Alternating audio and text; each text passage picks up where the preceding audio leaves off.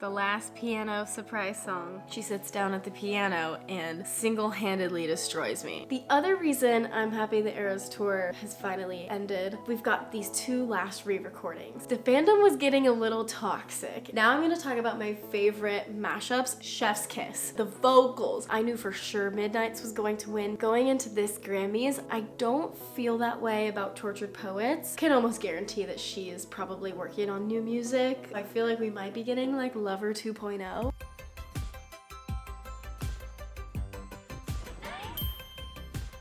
Hello guys, welcome back to the channel. It's Nina. If you are new here, welcome, and if you are not new, thanks for coming back. The new year is upon us, and a lot of you have been asking for my predictions for 2025 when it comes to Taylor Swift. And so today I just wanted to kind of talk about the end of the Eras tour, moving into the new year, and what I think Taylor Swift is going to do this year. I have not previously sat down and thought through any of these. I'm just gonna kind of do like a stream of consciousness, because truly I don't have any real strong theories, conspiracies, nothing like that, but just realistically what I think is going to happen this year. And just also I just wanted to give you guys my final thoughts about the Eras tour now that it is over. I never got to show you guys my reaction to the last Eras tour show, and so I'll include some of those clips for you guys to relive it with me. Oh, Gracie. Is Gracie coming out? Oh, I think she's gonna bring out Gracie. Tonight is the last opportunity that Gracie and I Yeah, Gracie. Okay, they're gonna sing Us. Aw, whatever. Whatever. It's fine. No, oh yeah, I Love You, I'm Sorry. That's the, oh, because she didn't play it. She played I Miss You, I'm Sorry at her set list today. Yeah, I saw that.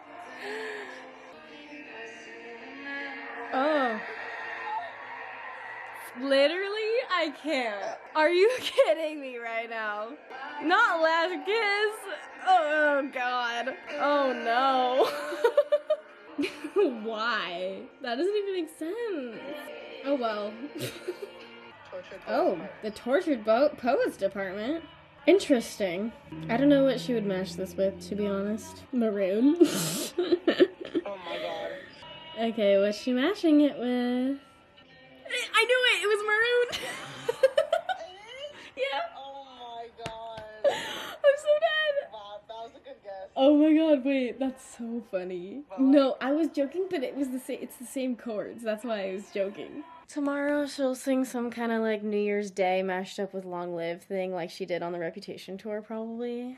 It is currently Sunday, December 8th, the final day of the Eras tour, and I just wanted to do a little recap with you guys. Oh my gosh, I think I was in denial for most of the concert, but when we hit All Too Well 10, I was bawling my eyes out, thinking like this was the last time I was seeing All Too Well 10. So that was emotional. I just feel like the whole night was super emotional. No new outfits or anything, but I feel like we've all got caught up in like hoping she brings somebody out, hoping she announces something, hoping she does something different, but truly not just thinking about how lucky we are to actually just be there in her presence, no matter what she sings. She could literally sing Christmas Tree Farm for 3 straight hours and I would be so sad. Anyways, fast forwarding to my surprise songs, Haunted. That was not on my radar at all, but like as soon as she started playing the first chord, I knew immediately that that was what it was going to be, because obviously I'm a guitar player. I've taught the live version of this song from the Eras tour, so I just knew immediately from the strumming pattern that it was Haunted. I was so excited because I really did want a Speak Now song from my last show. And then she sang Wonderland from 1989, and I don't even remember the last time she sang Wonderland, but it was so good. It was so fun. She was joking about that she had to play it in Canada because, you know, the backing vocals say A, so that was kind of funny. That was such a hard-hitting first surprise song, and then she sits down at the piano and single-handedly destroys me with her mashup of Never Grow Up and The Best Day. Oh my god, that was like, honestly, like I don't even know what surprise songs I like thought she would do or ones that I was even hoping for, really. I was just kind of open to anything, and those were the perfect surprise songs to end my Eras tour with. Another Speak Now song. I got 2 2 Speak Now songs in one night. I could not be more grateful. And The Best Day, just like, how much more nostalgic and emo can you get with that song, truly? Because I truly did have the best days with Taylor the last couple years. So yeah, me and my friend Keely were sobbing through the entire thing. It was like literally dry heaving. I always say that Taylor always gives you the surprise songs that you need. Maybe not the ones that you thought you wanted, but always the ones that you need. So, oh, that was so good. Okay, guys, we've got the live stream on screen here. There it is. Send help. I'm not well. I literally cannot believe this is the last time we are doing this.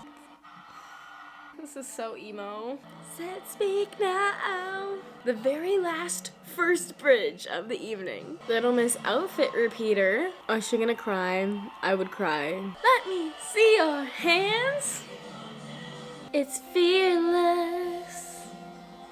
The last 22 high. Until I see you again. She can make me a 1, 2, 3, let's go, bitch. The last champagne problems. Chris falling on the landing. You forgive, you forget, but you never let it go. No, I'm not. You know how to fall on an Aristotle. The smallest man who ever lived. Oh, Place in This World. That was honestly one of my third guesses. Oh, I'm just a girl trying to find a place in this world. The last piano surprise song. The manuscript? Oh, Long Live. We knew this.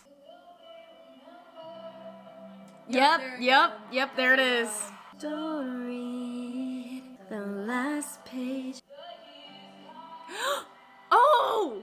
It's the manuscript! I literally wrote all 3 of these songs.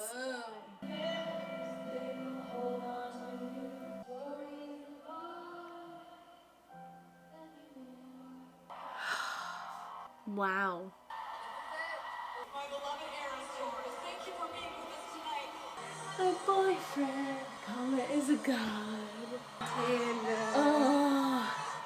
So as you can see, it was honestly like the perfect way to end the Eras tour with that last show, the last surprise songs. I did get to go to night 1 of the closing weekend and it was so much fun. I absolutely loved my surprise songs and it was just like the perfect closing of the chapter for me. Experiencing the last show via live stream, just like sitting on the couch, I felt sad that it was over, but I also kind of felt relieved. And let me know if anybody else feels like this, because I don't know, like the Eras tour was such an exciting and fun time for literally 2.5 years if you count like leading up to the tour. I've literally spent 2 years of my life thinking about it, keeping up with the Eras tour, attending the Eras tour, tuning in for surprise songs and everything. It was just so exciting. But now that it's over, I feel like it is time for rest, especially for Taylor, because as much as she loved doing the Eras tour, I'm sure she was so exhausted and so tired and really wanting to spend time with family and friends because her entire last 2 years have been planned out and she hasn't had a moment to just sit and be. And I hope she is taking time off and,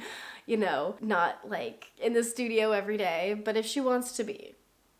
I can almost guarantee that she is probably working on new music because that's just how she is. And she has said in the past couple years that it's the thing that makes her the happiest, and people are like, girl, calm down, like why are you working so hard to put out new music? And she just thinks that it's, you know, better for her to continue to write and create songs and everything. But I do hope she is sleeping a little bit more. The other reason I'm happy the Eras tour has finally ended is I feel like towards the end the fandom was getting a little toxic, and what I mean by that is just like people were expecting way too much from Taylor. Like we're at the last weekend of the Eras tour and all anyone can talk about is why is she repeating the same outfits? Why isn't she doing any special announcements? It's like, girl, like she has given us so much in the last, going back even 5 years.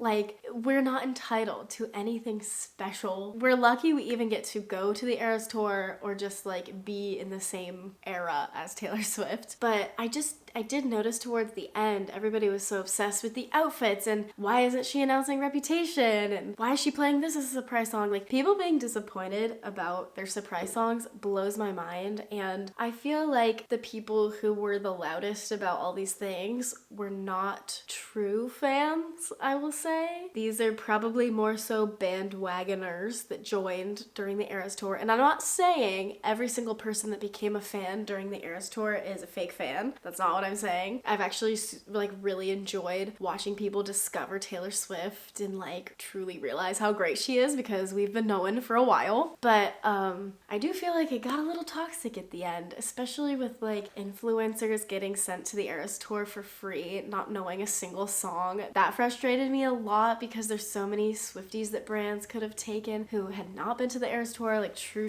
fans. So I feel like pop culture kind of got in the way towards the end of the Eras Tour, and it was just annoying, truly. And when I was at Miami, there was like a group of little girls behind me being so just obnoxious. And I get it. They're young, having fun at the Taylor Swift concert, but during White Horse, the piano ballad, they were yelling, "Announce Reputation, announce Reputation." And I turned around and I gave them the dirtiest look ever and told them to be quiet, because I just like, it's like, of course, it's exciting if Taylor Swift is doing something special at your show, okay. But to expect her to do that for every single show, she's trying her best. She has brought out special guests, she's saying special surprise songs, she just like, she tries to make every single show special with her different outfits. You know, she added Florida to the set list, and Florida, and just bringing out different people and whatever. It's true that every show is famous for something. Every show has its own special thing. People are just taking it for granted that you even get to go to the Eras Tour. Anyways, that's my little rant about the toxicity I was feeling towards the end of the Eras Tour. I can say I'm excited for people to jump off the bandwagon, that's for sure. I felt like as soon as the Eras Tour was over, you could kind of feel the shift already. I don't know. Not that I want Taylor Swift not that I want to gatekeep Taylor Swift. That is not what I'm saying at all. But it just felt like people wanted to just go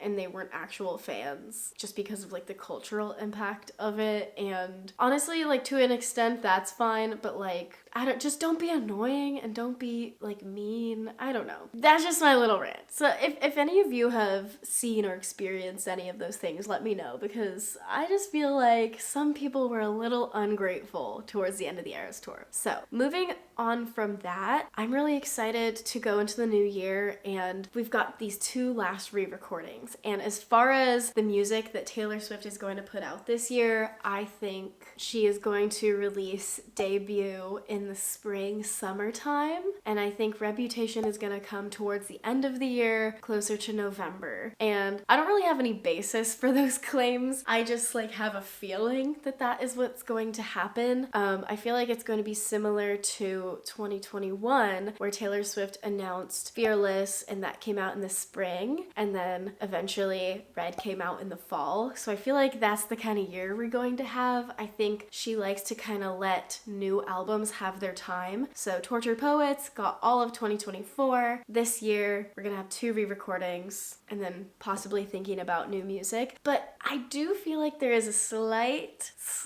chance that she could come out with new music this year, just because she's been so productive. Even when she's like on tour, she created an entire double album while on the Eras Tour, which is just beyond me. And you know what? She's had a lot of inspiration the past year, being with Travis and just being on the second leg of the Eras Tour. And I feel like she is really happy at where she is in her life. So I feel like we might be getting like Lover 2.0 or something like that.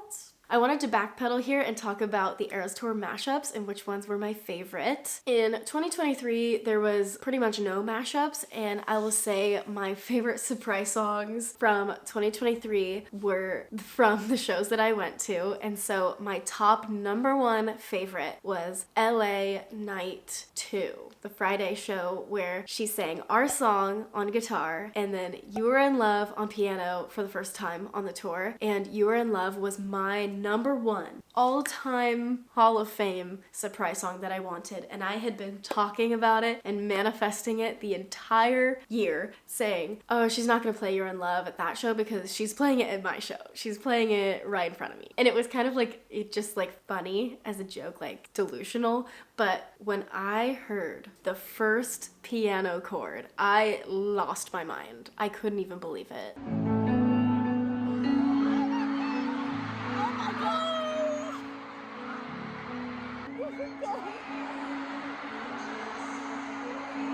So anyways, that's number one. That will always be like one of the best moments for me. My second favorite surprise song was Would've, Could've, Should've, Nashville Night 3 in the Rain. I just feel like that was like super iconic because that was the first time she played that song. She played it with Aaron Dessner in the rain at 1 a.m. when we had this like terrible lightning rainstorm that we had to shelter in place for like 4 hours. Taylor started the show at 10 p.m. and we had been literally in the trenches during the show, just drenched, just so much rain, and it was so late. Our legs hurt so bad, and she gets to the surprise song. She brings out Aaron Dessner, and I was like, she's got to do this. I was not expecting that at all, and it was truly one of my favorite experiences being in the crowd because you could hear how loud everybody was singing that song, and it's not like, you know, a single or a music video or like even on the main album. It's on the like deluxe version of Midnights, the 3 a.m. edition, and so the fact that it was just everyone was singing it so loud, and it just felt so vindicating about our whole like rain, you know, miserable experience, being like huddled together, wet, cold, and all of that stuff. Oh, God,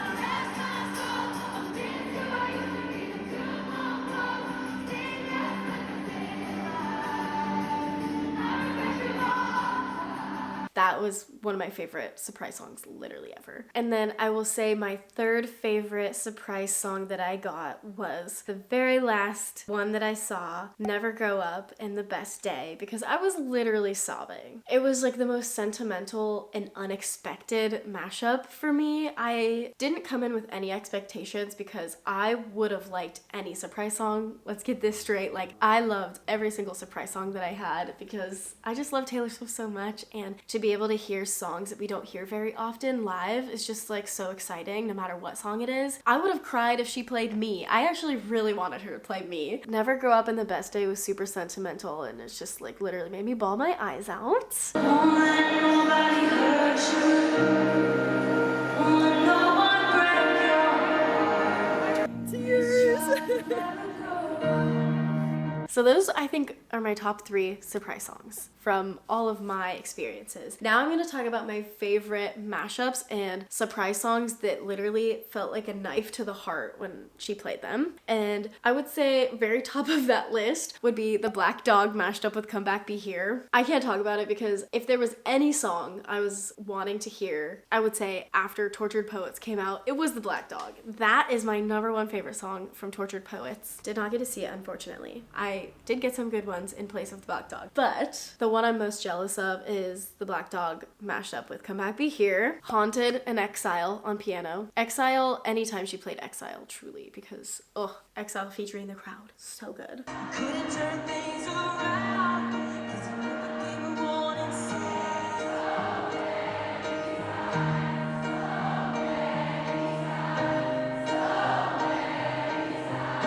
Cornelia Street mashed up with The Bolter. How You Get the Girl mashed up with Clean. Anytime she played Clean, truly.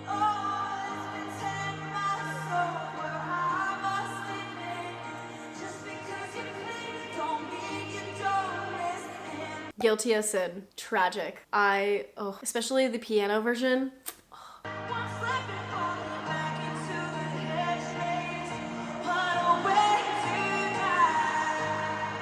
Okay, and then also, these are all coming back into my memory right now. The Alchemy mashed up with King of My Heart on piano. Chef's kiss. So good. The vocals. These folks from the benches, we've been on a winning streak. He chose that it's heroin.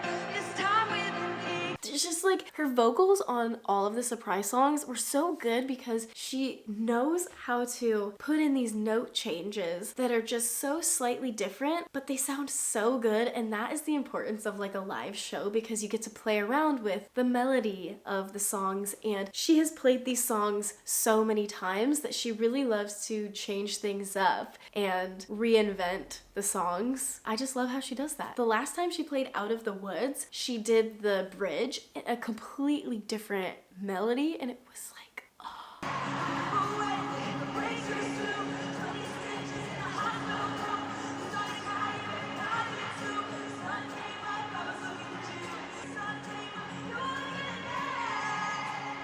how does she come up with this stuff? Like, I mean, she probably practices this before, but on the spot, I feel like sometimes she hits some notes that I'm like, girl, what? I'm probably forgetting so many songs that I loved so much. I have a whole spreadsheet of all of the surprise song mashups from this year, just so I could keep track. Oh, okay, there's so many good ones.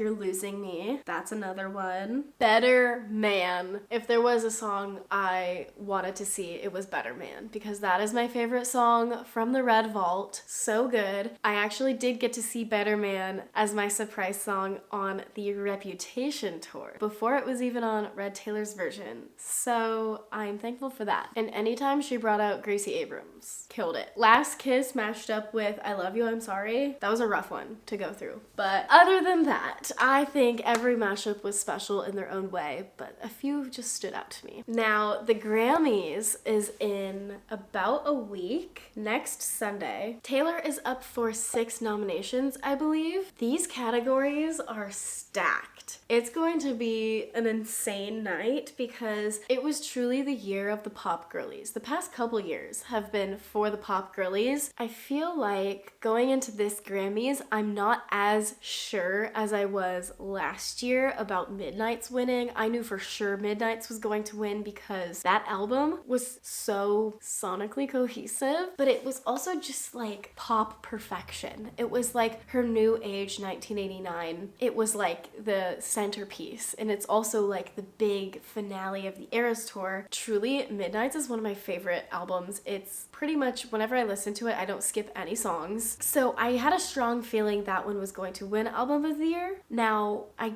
don't feel that way about Tortured Poets as much as I love the album and I can see what a masterpiece it is lyrically, thematically, production-wise. It is a very, very good album, but I don't think it was as accessible as Midnight's was to the general population. I feel like people kept saying like, oh, Tortured Poets was for the Swifties. And I'm like, duh. First of all, duh. Second of all, what do you even mean by that? Of course, like if you're a fan and you've been a fan for a long time, we just pretty much love everything Taylor Swift does. She could sing anything and I would just love it because I just love her voice. I just love, I just love the way she writes, and like that's why you have a favorite artist. But I feel like that was kind of a backhanded thing people were saying about Tortured Poets when it came out. It's like, oh, don't like this one as much just because it wasn't like hyper pop per se. But that doesn't necessarily mean it's counted out of the Grammys, because I don't really know how it works with like the voting of the Recording Academy and whatever, but I do know that the most popular song or albums don't always win at the Grammys because they judge on more than just popularity, I guess. I mean, we've seen in the past some of that happening where somebody will win and you'll be like, wait, I've never even heard of that, or I didn't feel like that was as good as whatever. People have so many opinions about the Grammys and whatever. For me, I don't have too many opinions because I feel like every time I'm like, oh, this person should win, they don't win.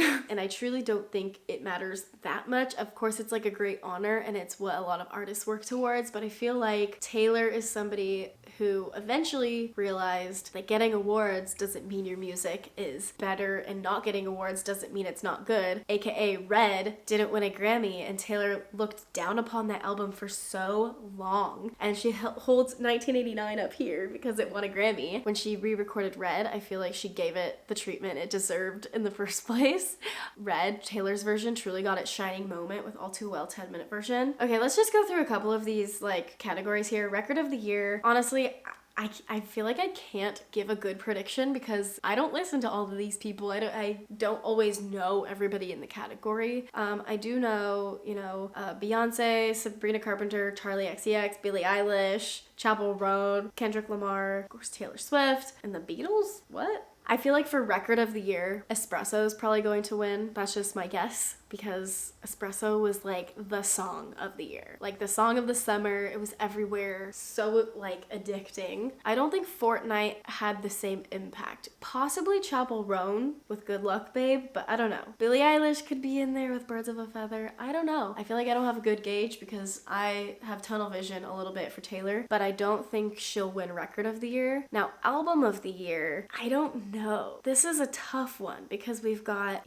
Short and Sweet, which was a huge breakthrough for Sabrina Carpenter. We got Brat, which was everywhere, Brat Summer, which I've heard songs from Brat on TikTok, but I haven't actively listened to it. I think it's fun. I'm not sure if it's album of the year. Billie Eilish's album Hit Me Hard and Soft. I feel like I've only heard Birds of a Feather and I haven't really heard much else, but that song is really good, so I don't really know about the whole rest of the album. Chapel Roan had an insane year and I would not be surprised if she won one or more awards at the Grammys. I think she's definitely in the running for album of the year. And then of course we have Tortured Poets. I'm gonna say if Taylor wins Tortured Poets, everyone's gonna be so upset because they're just gonna think, oh, Taylor Swift just wins everything, whatever. But I feel like she does deserve to win because that album, I don't know, I just feel like it's such a good album. She's only like submitted the first half, so you really just have to think about the first half of the album and not the anthology, because if you add the anthology, then it starts to get a little like, I feel like it isn't as sonically cohesive if you add in the anthology, because a lot of those songs are not similar to the sound of the first half of the album. But I feel like the standard version of Tortured Poets is very cohesive and it's so good. The production of it is so good. The writing is so good. Poetry, truly. So I guess it just depends on if they want to go off of like cultural impact, lyrics, or production, or sonically cohesiveness. I don't know. I feel like any of these could win, truly. Song of the year. This one, so Taylor, as a songwriter, this is the only big category she has not won in, and it's insane because it's a songwriter's award. I truly thought she was going to win for All Too Well 10-minute version, but she didn't. Alas. This year, she could win because Fortnite lyrically is a very beautiful song. I think a lot of people have a hard time deciphering the lyrics of it. But if we're just stripping down these songs to the songwriting, I think she has a fighting chance in the song category. I think the other one would probably be Please, Please, Please and Good Luck Babe, possibly Birds of a Feather as well. Best New Artist, this category is also just stacked. I feel like it's gotta be between Chapel Roan and Sabrina Carpenter. And even though Sabrina Carpenter is not a new artist, that's not necessarily the qualifications for this category. I think it categorizes Best New Artist as having like a breakthrough cultural moment. And the other thing is you can only submit to be nominated 3 times. And this is her 3rd time submitted to be nominated for Best New Artist, which is other people like Tate McRae can't be nominated because they've already submitted her the max of 3 times. And then obviously this is Chapel Roan's first time submitting for it, I think. So I feel like it'll be between those 2 girls. So anyways, those are my Grammys predictions. And if Taylor does win a Grammy, I don't know if she'll announce something. I'm gonna go with no, because I feel like she just likes to keep us guessing and everyone's going to be expecting her to announce something if she wins. I don't know. I'm gonna say no, but will I clown? Maybe. But my heart is telling me she's not going to announce anything at the Grammys. But yeah, I feel like it's just gonna be a chill year to be a Swiftie. At least that's what I kind of hope. It's for Taylor's sake, truly. Things have been so crazy the last couple years, I wouldn't mind it just being like low key. But Taylor, you know her, she like can't sit still for more than 2 seconds. I am so excited for the re-recording of Debut specifically. I was really excited for Reputation, and we have been clowning for Reputation Taylor's version for literally like 3 years. So when it finally does come, I feel like we will all feel so vindicated. But I feel like Debut, I'm more excited for because her voice is gonna sound so much different. I'm gonna kind of miss the country twang and her young voice, but similar to Fearless, I really loved the re-recording of Fearless because I thought her vocals were so strong and she actually improved the songs on the album. And so that's kind of what I'm hoping for Debut. And it will just be so nostalgic because these are songs that I grew up with, that I first learned how to play on guitar, and I'm so excited for the Debut vault. Like, back in 2013 and 14, I was obsessed with all of the unreleased songs from the Debut era, especially I'd Lie, Dark Blue Tennessee, Permanent Marker. I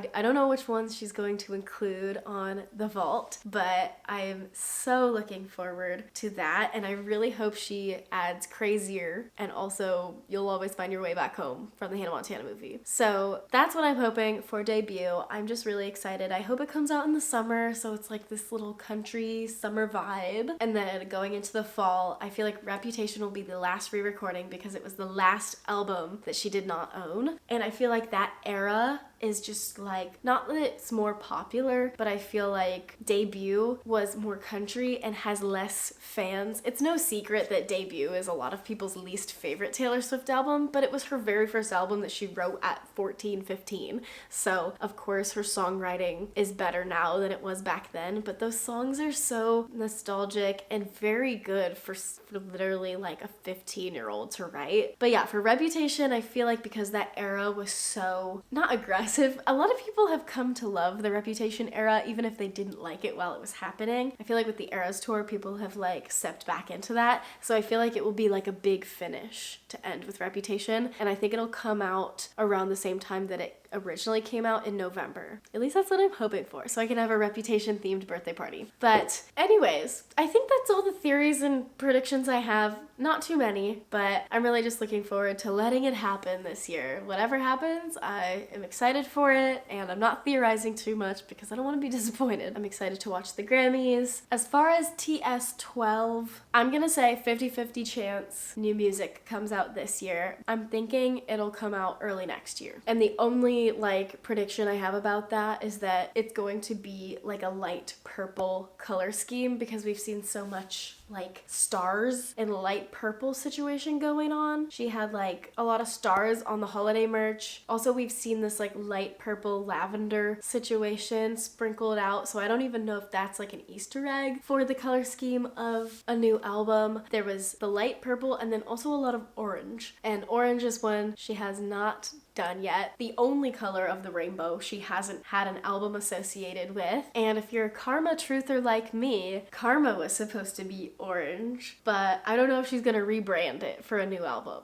I guess we will see. But that's literally all the predictions I have about new music. Anyways, thank you guys for watching, and don't forget to subscribe so that you never miss a video from me, and I will see you guys in the next one. Bye. Baby, what I am trying to do is let you know that when you do